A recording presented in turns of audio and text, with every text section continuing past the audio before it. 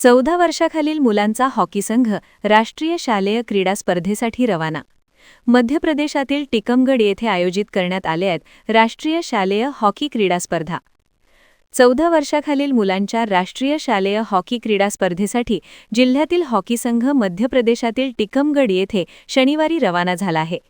महाराष्ट्र शासनाचा क्रीडा विभाग अंतर्गत कार्यरत क्रीडा व युवक सेवा संचालनालय यांच्या आदेशानुसार जिल्हा क्रीडा परिषद व जिल्हा क्रीडा अधिकारी कार्यालय बुलढाणा यांच्या संयुक्त विद्यमाने 69व्या राष्ट्रीय शालेय हॉकी स्पर्धेसाठी राष्ट्रीय प्रशिक्षण शिबिराचे आयोजन दिनांक 16 ते 20 डिसेंबर 2025 या कालावधीत सहकार विद्यामंदिर येथे करण्यात आले होते।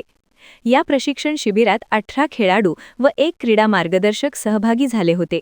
खेळाडूंची निवास व भोजन व्यवस्था सहकार विद्यामंदिर बुलढाणा येथे करण्यात आली होती।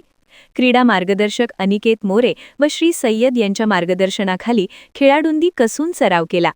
प्रशिक्षणानंतर हा संघ राष्ट्रीय स्पर्धेसाठी रवाना झाला आहे।